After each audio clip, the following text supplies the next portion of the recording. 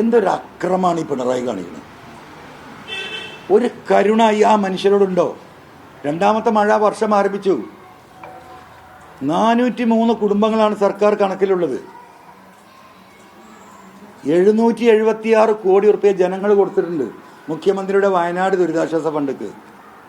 എന്താ നിങ്ങളൊന്നും ഇത് പറയാത്തത്? 776 ഹരിക്കണം 403 എന്ന് പറഞ്ഞാൽ ഏകദേശം 1.25 കോടി റുപ്യ ഓരോരുത്തർക്ക് ചെക്ക് ചെയ്ത് കൊടുക്കുക. എവിടെയും പോയി ജീവിച്ച ജനങ്ങൾ തന്ന പൈസ ഒരു പൈസയും സർക്കാർ മുടക്കണ്ട. ഇന്നത്തെ വാർത്ത എന്താ പറയുക? നിങ്ങൾ 104 ആളുകൾ 15 ലക്ഷം വാങ്ങി പോയി. ഇന്നലെ പൈസ വാങ്ങിയവർ ആരാ പറയാനുള്ളത്? 1.25 കോടി റുപ്യ കൊടുക്കാൻ ജനങ്ങൾ കൊടുത്ത പൈസ കയ്യിലുണ്ടായിട്ട് ജനങ്ങൾ കൊടുത്ത പൈസ ഉണ്ടായിട്ട് ആ ചെക്ക് എഴുതി കൊടുത്ത് ഒരാഴ്ച കൊണ്ട് ഈ പ്രശ്നം തീർക്കാം. ആ മനുഷ്യർ ഈ 15 ലക്ഷം റുപ്യ വാങ്ങിപ്പോയി. ഊരാളുങ്ങൾ സൊസൈറ്റിക്ക് കൊള്ളയടിക്കാനാ അവിടെ മറ്റൊരു കരാറ് 3000 റുപ്യ സ്ക്വയർ ഫീറ്റിന്. അത് ജനങ്ങൾ പ്രശ്നം ഉണ്ടാക്കിയ 2000 എന്ന് പറഞ്ഞു. ഭൂമി കച്ചവടം വലിയ കച്ചവടം. ഞാൻ അന്നേ പറഞ്ഞു ഈ ആളുകളെ മുഴുവൻ ഒരു സ്ഥലത്ത് കുടിയിരുത്തണമെന്ന എന്താ ഇത്ര വാശി? ഒരാൾക്കും വേണ്ടാത്ത എസ്റ്റേറ്റ് തൊള്ളയിൽ കൊണ്ട് വില കൊടുത്ത് വാങ്ങി. എന്നിട്ട് അവർക്ക് കോടതി പോകാനുള്ള സൗകര്യം ഉണ്ടാക്കി കൊടുത്തു. കോടതി വീണ്ടും വില കൂട്ടിക്കൊടുത്തു. കാരണം ആദ്യത്തെ വിധിയിൽ തന്നെ പറയുന്നുണ്ട്, കാരണം നിർബന്ധപൂർവ്വം എടുക്കുകയാണ്, അവരെ സമ്മതമില്ലാതെ എടുക്കുന്നത്. നിർബന്ധപൂർവ്വം എടുക്കുമ്പോൾ മാന്യമായ വില കൊടുക്കണം എന്ന് ഹൈക്കോടതി പറയും. നിയമം അങ്ങനെയാണ്. ഒരു ക്രൈസിസ് മാനേജ് ചെയ്യാൻ ഗവൺമെൻറ്റിന് എന്തും ഏറ്റെടുക്കാം. ഗവൺമെൻറ്റിന് ആ ലാൻഡ് മാത്രമേ പറ്റുള്ളൂ. ഞാൻ ആദ്യം പറഞ്ഞു മരുമകനും എസ്റ്റേറ്റ് ഉടമകളും തമ്മിൽ എന്താ പറയുക അണ്ടർസ്റ്റാൻഡിങ് ആണ്. സ്വാഭാവികമായി കോടതി പറഞ്ഞു അവർ പറയുന്ന വില നിങ്ങൾ കൊടുക്കണം. സർക്കാർ നിശ്ചയിച്ച വില പോരാറിനപ്പോൾ സുപ്രീം കോടതിക്ക് പോയതാ. 10000 റുപ്യ സെൻറ്റിന് ലക്ഷക്കണക്കിന് ഏക്കർ ഭൂമി വയനാട്ടിൽ കിട്ടാനുണ്ട്. പിണറായിക്ക് വേണമെങ്കിൽ ഞാൻ കൊടുക്കാം.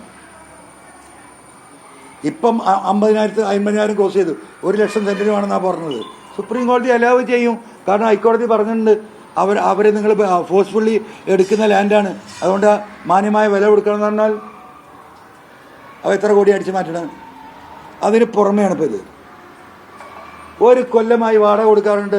തെരഞ്ഞെടുപ്പിൻ്റെ മൂർധന്യത്തിൽ വാടകയ്ക്ക് സമരം ചെയ്യുക പാവങ്ങൾ. മനസ്സിലായോ? 18 രോഗികളുണ്ട് ഡയാലിസിസ് ചെയ്യുന്നത്. ഒരു പൈസയും കൊടുത്തിട്ടില്ല. വാടക കൊടുക്കുന്നില്ല, ഭക്ഷണം കൊടുക്കുന്നില്ല, കുട്ടികൾക്ക് വിദ്യാഭ്യാസ സൗകര്യം ഏർപ്പാട് ഒന്നുമില്ല. ഈ 777 മൂപ്പര് പോക്കറ്റിലിട്ടിട്ട് അതിനെ കൊള്ളടിച്ച് 103 ഇപ്പോൾ പുറത്തേക്ക് പോയി. ഇവള് ഇന്നത്തെ പത്രത്തിൽ വാർത്ത PV അൻവർ പറഞ്ഞുകൊണ്ടേയിരിക്കും. ഇത് പറയാതിരിക്കാൻ പറ്റുമോ? ഇതിലും വലിയ ഒരു എന്താ പറയുക മനുഷ്യത്വ വിരുദ്ധ പ്രവർത്തനം എന്താ? ആരെങ്കിലും ചോദിക്കാനുണ്ട്? എവിടെ പ്രതിപക്ഷ നേതാവ്? എന്താ ഇടപെടാത്തത്? ഈ അജിത് കുമാറിൻ്റെ വിഷയത്തിൽ ഈ കത്തയച്ചതിന് ശക്തമായ നിലപാട് സ്വീകരിക്കണം ഞാൻ പേഴ്സണലായി വിളിച്ച് പറഞ്ഞ ഉണ്ടായോ? അപ്പോൾ എവിടെയായി നെക്സസ്? ഒരാളുമില്ല. ജനങ്ങൾ അന്തം വിട്ട് നടക്കുക.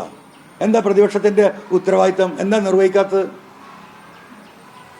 ഇപ്പം 104 ഇത് പോയി.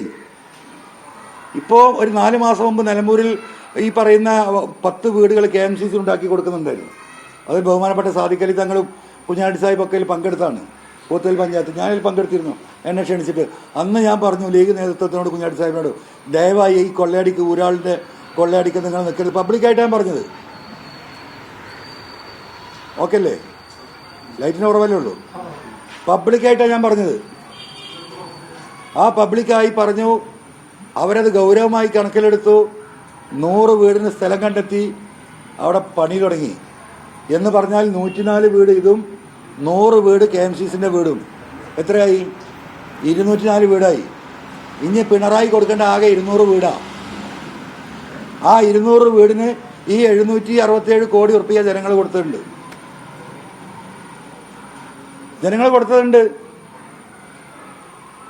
എന്താ ഇതിലൊന്നും ഇടപെടാത്തത്? എന്താണ് പ്രതിപക്ഷ നേതാവ് എവിടെ കിടന്നുറങ്ങാണ്? അപ്പം ഇങ്ങനെയുള്ള കാര്യങ്ങൾ PV അൻവർ പറയുമ്പോൾ PV അൻവർ എന്താണ് അധിക പ്രസംഗി, അഹങ്കാരി.